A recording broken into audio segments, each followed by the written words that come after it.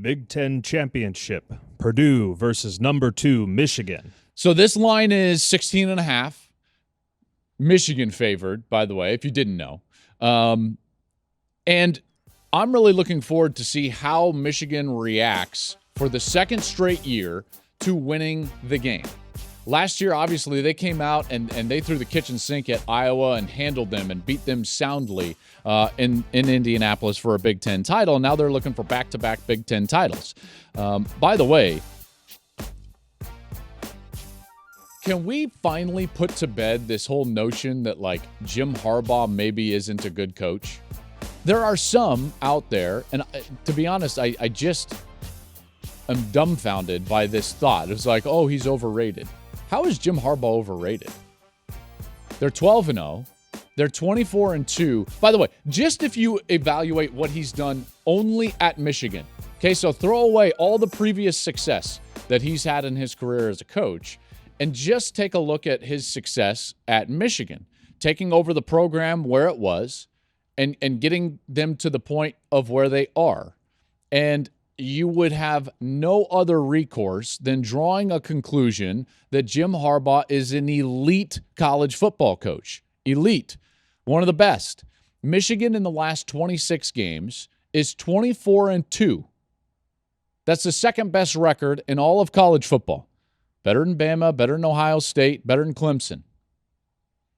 The only team with a better record is Georgia. Georgia is the defending national champion.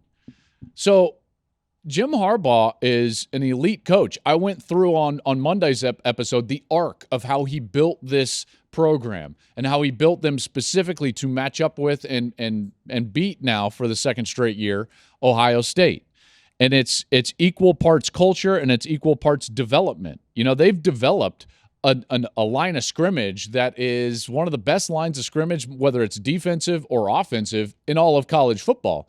And in fact, the sneaky key to this year's version of Michigan is that they're better on the interior of the defensive line than they were a year ago. So that's the reason why they've been able to be statistically a better team on defense than a year ago when they actually had better personnel on the edges. Okay, and I'm not offending anybody by saying that. Remember, Daxton Hill was a first-round pick. David Ojabo would have been a first-round pick had he not torn his Achilles in that pro day. Aiden Hutchinson was a top 5 pick. So they had better personnel a year ago, but they're better on the interior this year, and that has allowed them to be a better defense as a whole. They can sit there in much more safer coverages on first down and second down. And the reason I'm bringing all this up about their architecture is that it's going to directly impact their ability to play well against Purdue. So Purdue is a team that loves to throw the ball around, and they want to throw the ball around to guys like Payne Durham, the tight end, and Charlie Jones, the wide receiver. And Michigan's ability to just sit there with a front seven that you would say is short a man in the box to defend the run and still defend the run well and keep safeties back. That's the reason why they were able to beat Ohio State. That's the type of game plan that they're going to need to have against Purdue. You're not going to allow Purdue to go off. And that's Purdue's whole MO in games like this, and I'll get to that in a moment. Couple of players that I want to touch on, and most of them young guys. Think about the young contributors that Michigan is having and has had now in this run this season. Guys that actually weren't contributing a great deal a year ago. Let me start on the defensive side. Couple of guys. Will Johnson, number 1. He's a corner, and Mason Graham, a defensive tackle. So these two guys are getting a ton of time on this Michigan defense, and they have become bona fide problems for the other team. Will Johnson, you look up in the very first snap of the game against Ohio State, he's matched up with Marvin Harrison Jr. In many ways, he's become Michigan's best corner, and he's a true freshman. So he's playing really well, and we haven't really discussed his development during the course of the year. Mason Graham, from Southern California. He was a wrestling champion, and he's gone in there as a defensive tackle, and he's been outstanding. Well over 300 pounds, and he allows them to have depth at that tackle position behind a guy like Mozzie Smith. On the offensive side, we've got more young guys rolling in there. How about Colston Loveland, the tight end? Remember, Eric All was going to be the tight end to begin the year, and then he's had this back injury and has not really played. Schoonmaker has been the preferred tight end. He got banged up, and now all of a sudden Colston Loveland's out there making great catches and scoring touchdowns in the game at Ohio State. Think of it this way. He's from Gooding, Idaho, and Colston Loveland's hometown is like 3,500 people, and so he's catching a touchdown pass in a stadium that has roughly 100,000 more people in it than his hometown. It's a pretty remarkable story. He's a true freshman. And then obviously J.J. McCarthy, even though he got playing time last year, this is his first year as a starter. He's a young player. Donovan Edwards, same type of deal. It's kind of a third-string guy and would get spot time a year ago. Now all of a sudden with Corum's injury, he's going to be the featured back. This is a young core of Michigan players that's going out there and making a run here at a back-to-back Big Ten titles. Real quick on Purdue, you can call them the Boilermakers, right? I like that nickname because of what they've done over the years. Remember in 2018, they beat that number 2 Ohio State team at home, by the way, in West Lafayette, 49-20.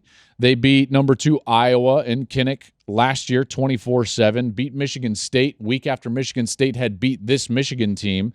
They beat them 40-29. And then they went out in a bowl game and beat a Tennessee team that has had a remarkable year this year. They beat Tennessee in the Music City Bowl, by the way, in Nashville, kind of in their own backyard, 48-45. There is a common theme to every one of these games, and you can call them an upset, obviously in the case of the top 5 games, and then probably even in that Tennessee game as well. What is the common theme? Well, if Purdue is going to play with and eventually beat one of these great teams, or even Michigan this year, it's going to be because they throw the ball all over the place and have a wide receiver that goes bonkers. That's the common theme. When you look at those games and those upsets, here's what you see.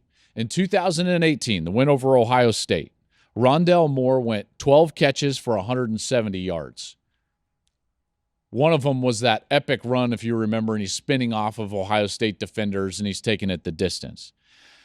Happened again last year, by the way. In both of their top 5 wins over Iowa and Michigan State, David Bell, the great receiver a year ago, went for 11 catches, 240 against Iowa, 11 catches, 217 against Michigan State. Went absolutely off. Then he decided to sit out and not play in the bowl game.